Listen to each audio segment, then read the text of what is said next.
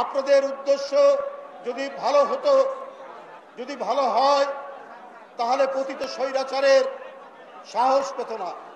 তারা দেখছে আন্দোলনকামী শক্তির মধ্যে ঐক্যের অভাব হয়েছে। তাহলে গোপালগঞ্জ কি বাংলাদেশের বাইরে? গোপালগঞ্জ কি কলকাতায়? গোপালগঞ্জ কি রাজস্থানে? তাহলে সেইখানে পতিত স্বৈরাচারের দোসররা কি করে আক্রমণ করে এনসিপির লোকজনদেরকে?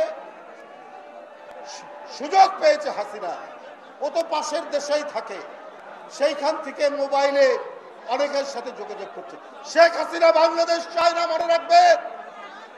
শেখ হাসিনা বাংলাদেশের শান্তি চায় না, স্বস্তি চায় না, গণতন্ত্র চায় না, কথা বলার স্বাধীনতা চায় না।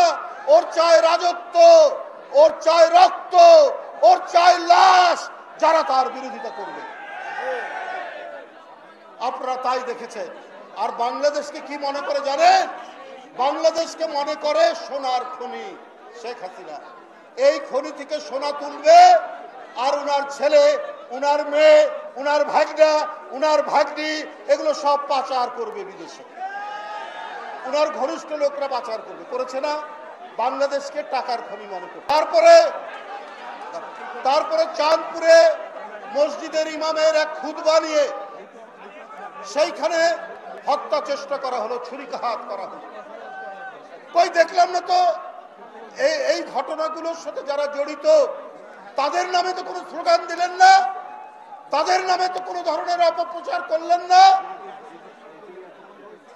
এইটা তো আজকে জনগণের একটা সবচাইতে বড় প্রশ্ন। তাহলে কি উদ্দেশ্য করছে? 10,000 মাইল দূরে বিএনপির ভারপ্রাপ্ত চেয়ারম্যান তারেক রহমান তার বিরুদ্ধে অপপ্রচার চালাচ্ছে, উৎসাহ ওঠাচ্ছে। আপনার সরকারকে কিছু বলেন না, আপনার প্রশাসনকে কিছু বলেন না, পুলিশকে কিছু বলেন না। সন্ত্রাসীদের ধরবে কে? রাজনৈতিক দল না পুলিশ? তাদেরকে ধরবে কে? র্যাব না পুলিশ?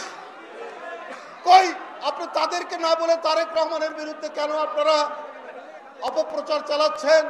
তার বিরুদ্ধে সামাজিক যোগাযোগ মাধ্যমে লিখছেন, তার বিরুদ্ধে স্লোগান দিচ্ছেন। উদ্দেশ্য তো ভালো নয়, নিশ্চয়ই কোনো উদ্দেশ্য নিয়ে কাজ করছেন। কিন্তু আমরা দেখলাম খুলনায় মাহবুব নামে বিএনপির এক লোককে প্রথমে গুলি করা হলো, তারপরে পায়ের রগ কেটে দেওয়া হলো। পায়ের রগ কাটে কারা আপনারা জানেন?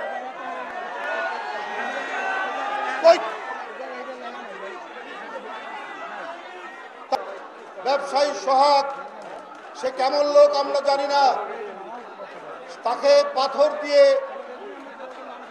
আঘাত করে করে হত্যা করা হয়েছে।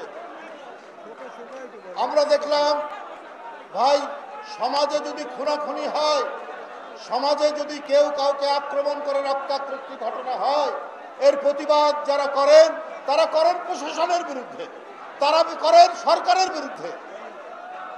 আমরা এখানে দেখলাম কি, প্রশাসন বা সরকারকে কিছু না বলে কিছু লোক অপপ্রচার চালালেন বিএনপির বিরুদ্ধে।